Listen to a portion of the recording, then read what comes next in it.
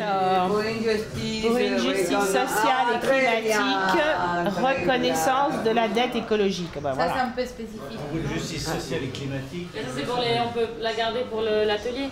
Oui. Elle est bien, hein, celle-là. Ben, ça peut pas faire. Ben, je savais qu'elle te plairait, Nico. Tu vas pas défendre autre chose. Ben, ou alors on prend 3 banderoles pour la manif, mais en fait, après, il faut les porter. Ben, c'est ça quoi.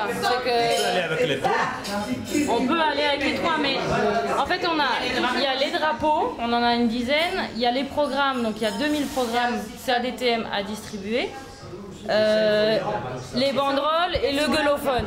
Enlève la dette écologique, t'as raison. Bien sûr, bien sûr. Enlève la dette écologique, il y en aura bien assez. Tu te la gardes pour ton atelier. Mais non, mais il y en aura assez de 2 à porter avec des drapeaux. Ouais, non, mais c'est vrai. Donc celle-là, on la bac. Ben, normalement, c'est vous accrocher que d'un côté. Mais ça, ben oui, mais ça va pas mouiller. Donc il faut 2 bâtons. Ça, c'est la bonne balance. Et pourtant, ils sont jolis. Et on peut en prendre un comme ça et on prend les petits comme ça. Voilà. Oui, c'est mieux.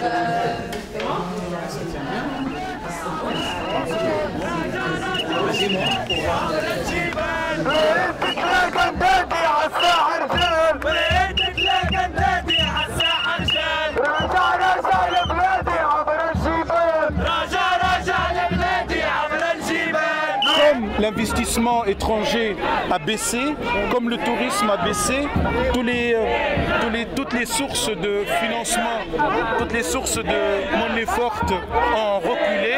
Alors ce qui fait que la dette a joué à plein pour maintenir le système, le financement du système.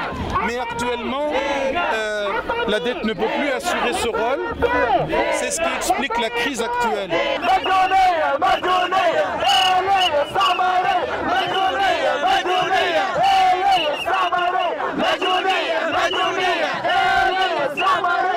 Nous sommes dans une situation où la seule issue côté système social dominant qui est en place, c'est de encore élargir le champ de l'économie capitaliste néolibérale et de l'approfondir.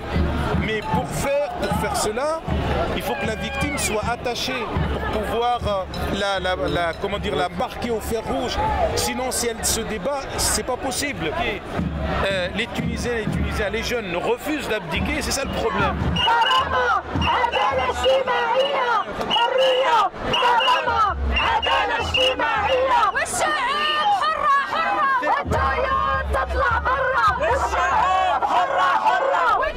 La logique de cette économie veut qu'il y a un flux continu de devises, les recettes touristiques, l'argent, les devises que ramène l'investissement étranger, les envois de Tunisiens à l'extérieur, etc.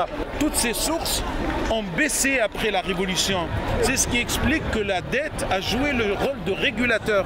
C'est elle qui a comblé le déficit. Donc, en quelque sorte, la dette a pu maintenir, je veux dire, l'économie coloniale, maintenir ses conditions d'existence. Parce que si, par exemple, on avait stoppé le flux de la dette et qu'en Tunisie, il y avait un manque de devises, Carrefour aurait fermé boutique, les cimenteries auraient cessé de vendre, donc ça aurait créé un écroulement général. C'est important ce qui se passe ici, parce qu'on nous a fait croire que le problème de Tunisien est strictement local, que les acteurs étrangers n'ont aucun rôle dans ce qui se passe. L'Union européenne, à la rigueur, c'est un ami. La Banque mondiale, elle est là pour nous aider. La Banque mondiale